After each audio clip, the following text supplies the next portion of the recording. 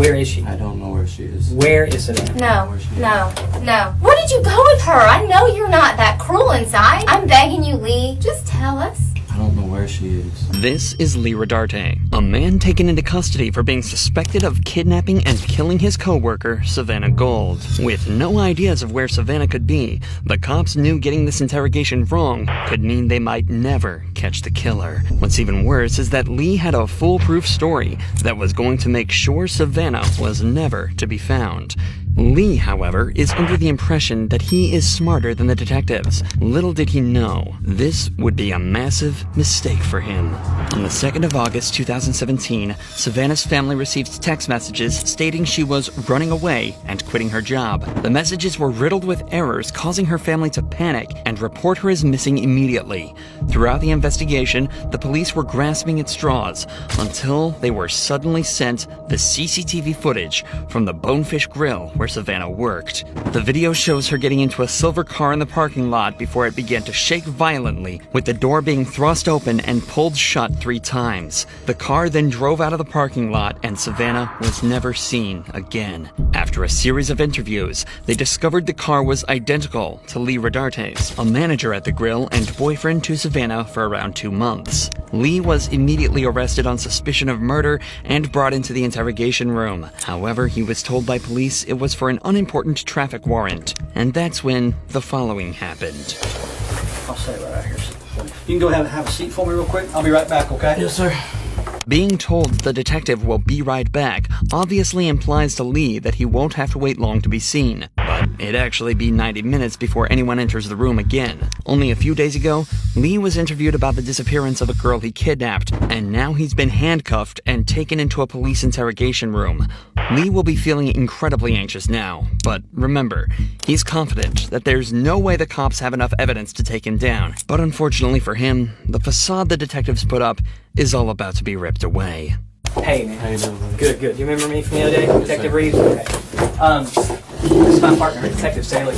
The detective that enters isn't the same one that brought him in. It's the one who interviewed him about Savannah 3 days prior. Any comfort he found in thinking this was all unrelated has now been completely taken away and replaced with pure panic. But Lee's plan remains the same, so he tries to keep himself composed as he prepares for the onslaught of questions he's about to be hit with.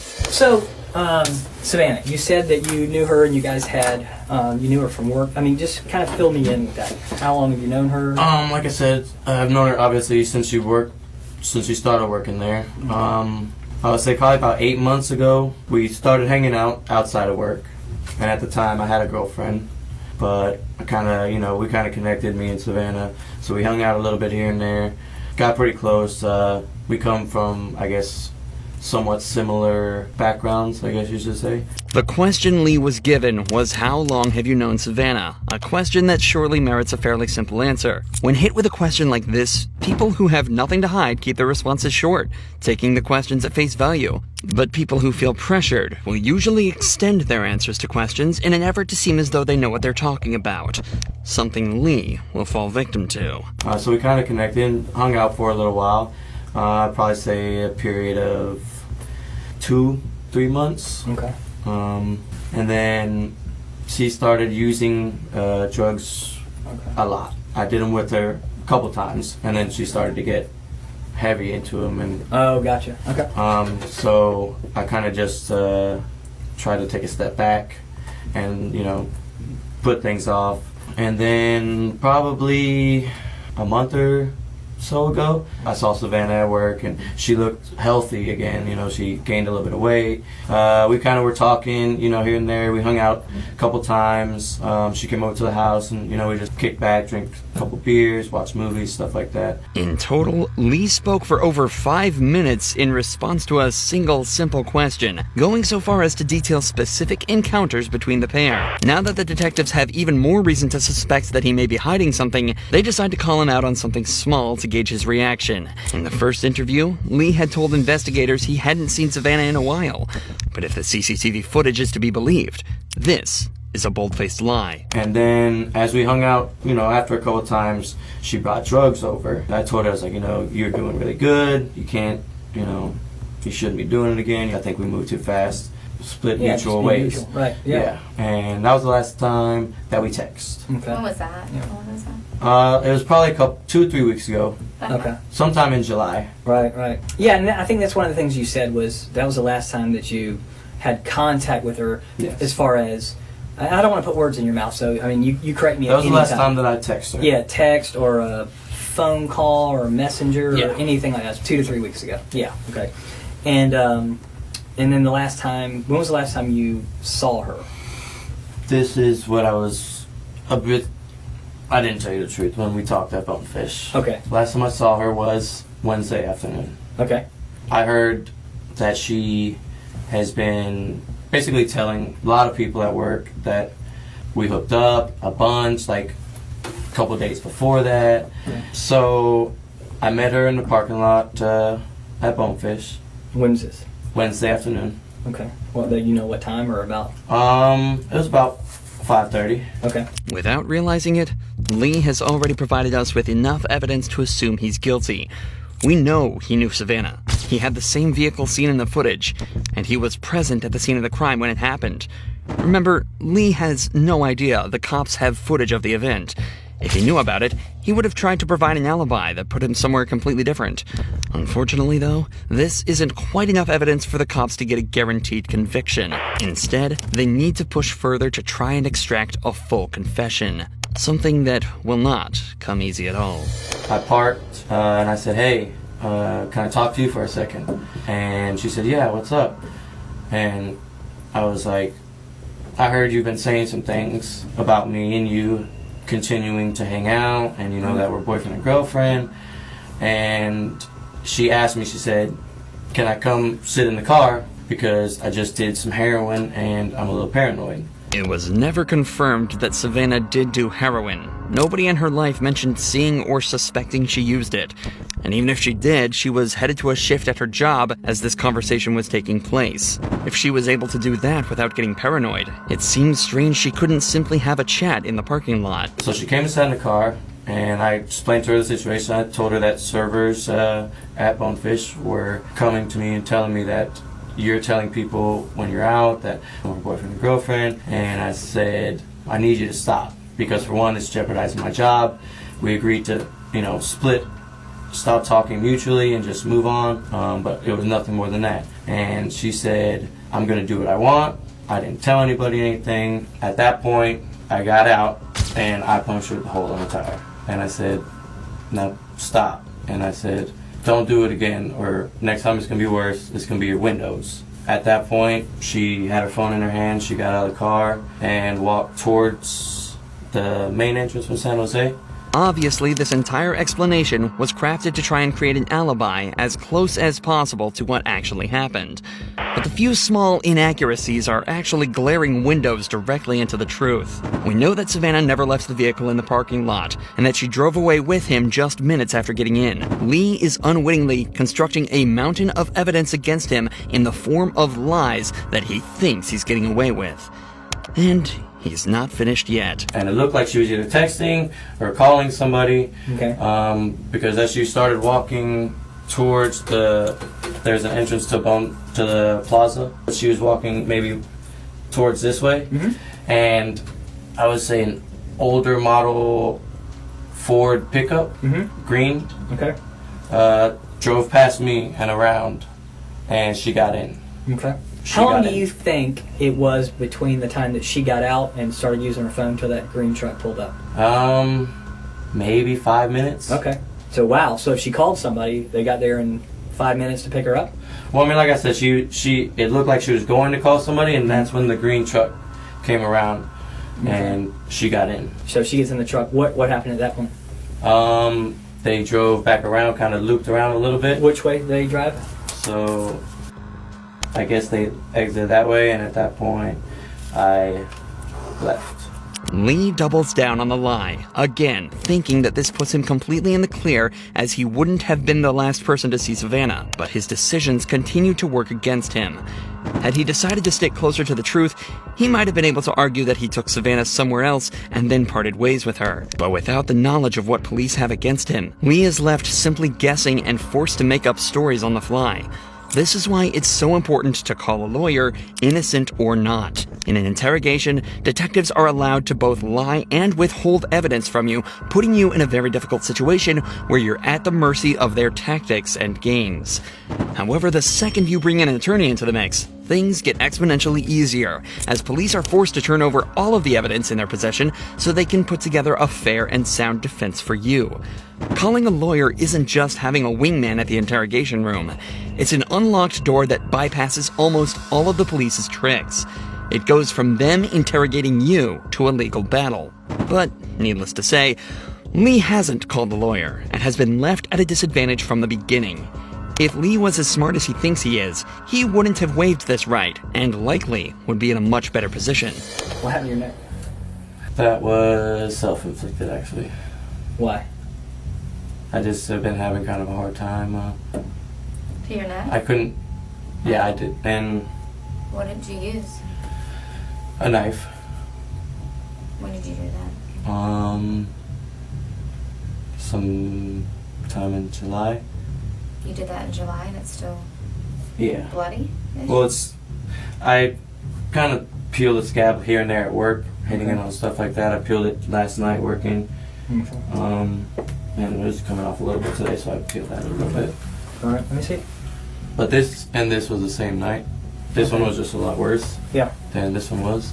Okay. And that was in July? Yeah. Okay. Like a few weeks back. Yeah. Okay. It doesn't take a genius to realize how brazen of a lie this is. Aside from his incredibly unconvincing delivery of his excuses, Lee has no history with self-harm and was reported to have been in good spirits in the weeks leading up to this event. Furthermore, Lee becomes visibly anxious here. Most people have a tell that shows when they're lying or feeling uncomfortable.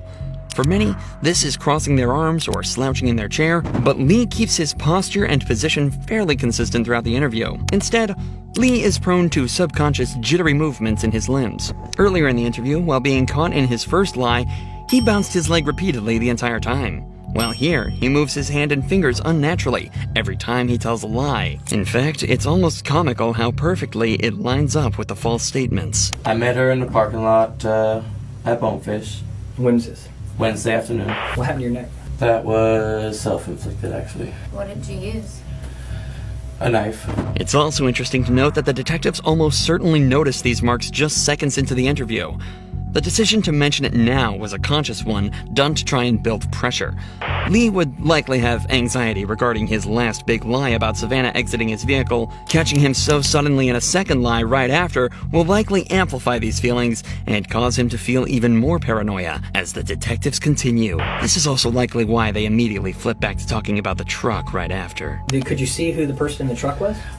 The truck had fairly tinted windows. I saw a baseball cap. Yeah.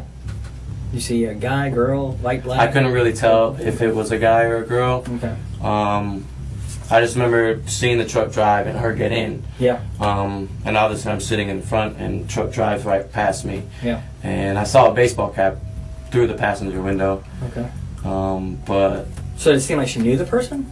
I mean, she got right in. Lee, why didn't you mention this before since we've been looking for this girl? I mean, don't you think that information I mean, is it definitely important? does. And I regret obviously not saying anything before. So when I come up and talked to you yesterday, I'm not threatening. I'm talking to everybody up there. What? Why? Well, I just I freaked out, to be honest with you. I mean, This girl's missing? yes. Okay, but you know she's been missing. I mean, you had to know. I mean, something. obviously, I was the last one to see her, so Yeah. I was a little bit scared at that. And, How do you know you just said you weren't the last one to see her. You just said somebody in a truck. Well, I mean, the last one to see her at Bonefish. Okay. The last one she's heard from. Right. I had contact with that anybody knows of. Sure. The detective knows he's starting to catch Lee on the back foot, so decides to keep the pressure up. So where's Savannah right now? I don't know. Where would I find her? I don't know. That's my prime objective is to find her. Definitely. And here's a couple reasons I need to find her. One is I'm hoping that she's still alive. And that's really, I really do, I'm holding out for that. And if she's not alive, then I think she and her family are due that knowledge. I think they need some closure. So where is she? I don't know where she is. Where is Savannah? I don't know. I need to know where Savannah is so I can don't let know her family where know. she is. You don't know because you had something done with her and you weren't involved in that part? I don't know. Tell me something. What can I work with? I told you the last time I saw her. But that's not true because we have proof. We have proof. And that's why we're sitting here, Lee. At this point, we need this for her. I mean, I look at that little girl and I think of my little girl. My little girl who's her age. That's who I think about. That was my little girl. I couldn't imagine. I don't care what she said about you or whatever, but my little girl is that age. Maybe And you're not telling the truth. Maybe something gets out of hand in the car. I didn't do anything. Okay, you didn't do Okay, anything, but she okay. was in your car. She never got out of your car. She never got out of your car. Lee? This is where the true genius of these detectives start to shine. The initially quiet female detective suddenly starts to speak up. The male detective had a very deadpan, professional demeanor throughout the interrogation, so having that suddenly contrasted by a vulnerable, emotional-looking person being thrust in front of him will likely come as even more of a shock to him, especially as she starts to become more emotive and even starts to beg him. She never gets out of that car. And you drive off. She never gets out of that car. There is no green truck. And that's not right to her. We're fact finders, Lee. I don't have anything personal against you. No, not at all. I mean, it's We're over. just fact finders. Tell us We're what just happened. doing Where our is she? job. No. Where did you go with her? Where did you go with her, Lee? Be human. You're a human. You're a man. Where did you go with her? I know you're not that cruel inside. Maybe you Please. maybe you don't know where she is now. Where did you go with her? Please. I'm begging you, Lee. I know you're not an evil person. I don't see that in you. I don't see that in your history. I don't hear those things about you at work. Is she still at your house? No. Okay. Is she still in your car? No. Okay. Well, where is she? What was going on in the back seat? For the doors to be kicked open. She kicked open that door 3 times, Lee. She kicked it. We saw it. And you know I'm not making it up because I wouldn't know this because I wasn't there unless we had video of it, correct? Yes, correct. I'm not trying to trick you. I'm just a fact finder. I mean, she was upset. She tried to slap me. I slapped her. She went to get out. I grabbed her around her waist. She said, "Where are you going? Why are you hitting me?" She calmed down and we left. Why would she leave with you after that? Why would she? I mean, we've gotten arguments plenty of times where she says she doesn't care what happens or anything like that. All right. Sometimes people do wrong things, right? Some people make mistakes. It's what you do afterwards. I got a family that needs closure. They are now coming to the reality that she's no longer with us. Do you want people to remember you as a guy who said, okay, look, I'm going to do the right thing? Or do you want your family and everybody else to think that you're some evil, heartless person who won't tell us where she is? I don't think you're that kind of guy. I don't think you're evil. Just tell us where she is. Closure for her family. She was hitting me. She wouldn't stop, and I squeezed back. I just squeezed her hard. Stop. You squeezed her around her neck or around her neck? She just wanted to let go. I didn't let go. Where is she now? Please tell us where she is. All I wanted to do was leave me alone. It's a pond on the west side of the Club du Clay Club du Clay? Yeah. Okay. at Longchamp. Yeah. Okay. Just a few days later, a dive team recovered the remains of Savannah Gold, burned and almost unrecognizable, so much so that her cause of death couldn't even be determined. Lee Rodarte pleaded guilty to the second-degree murder of Savannah and in March of 2021 was sentenced to 40 years behind bars.